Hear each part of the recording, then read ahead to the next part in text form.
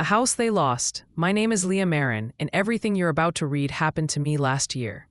If someone had told me that my own family would one day try to erase me from their lives and then come begging for my help a month later, I would have laughed. But the truth turned out to be much harsher and much sweeter when the moment came to put an end to it all. I grew up in a family where the only people considered successful were doctors, lawyers, or at least accountants. And me, I had different dreams. At 19, I dropped out of college and went into mobile app development. My parents said I was disgracing the family name. My aunts and uncles whispered that I had cracked under pressure. At family dinners, they asked the same question over and over. Lia, when will you finally get a real job? When my first app started making real money, no one believed me. When my second one went viral and my income passed $70,000 a month, they said it was just temporary luck. 2 years later, I bought a house by the ocean. Not just a house, a 3-story, $3.8 million villa with panoramic windows, a private terrace, a huge pool, and direct access to a secluded beach. And that's when my family stopped whispering and started demanding. Every June, our enormous family holds the Great Gathering, a tradition more than 50 years old. This year, the attendance list was posted in the group chat. I scrolled through it smiling until I reached the end. My name wasn't there. At first, I thought it was a mistake. I wrote to the organizer, Aunt Marlen. Maybe you forgot to add me? The answer came a minute later. It hit harder than a slap. Lia, we decided it's better if you sit this one out. The gathering is for those who remain part of the family, not for people who think they're above us. I reread it 10 times. Above them? Me? Me who paid my parents' debts, bought my nephew medical braces, covered Aunt Marlen's post-surgery treatment. Funny. Bitter. Painful. My cousin Karina wrote privately, Lia, just understand. You live a different life now. You distanced yourself. I wanted to explain. To say I never distanced myself. I was just working. Just living. But I swallowed the words. Something told me this wasn't the end. And I was right. The gathering happened. I saw the photos. Laughter, hugs, glowing faces. All the people who deleted me with a single click were now proudly writing, best time ever. Family is everything. Inside me there was nothing. Not hurt. Not anger. Just emptiness. And then, exactly 26 days later, Aunt Marlen called. Lia, darling, how are you? Her voice sugary sweet. I'm fine, I said carefully. So, here's the thing.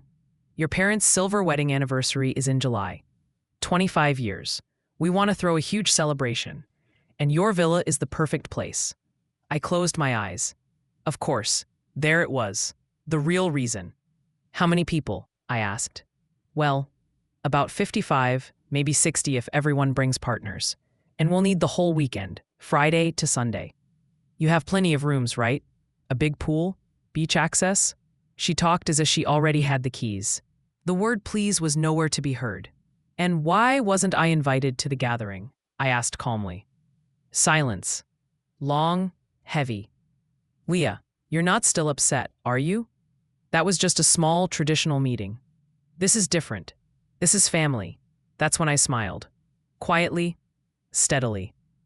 I'll think about it, I said. But there was nothing to think about. The next 2 days were a circus. My mother cried on the phone. Lia, it's so important to us. My father said I was obligated to support the family. Karina wrote, You're acting like a child. Let go of the past and give us the house. Cousins who hadn't spoken to me in years suddenly became friendly. Aunt Marlen even sent me a detailed plan for the party. Who sleeps where, who swims in the pool in the morning, who in the evening. She even posted on Facebook, Can't wait for the celebration at Lia's luxurious villa. Not a single person had asked if I agreed. On the third day, I called her back.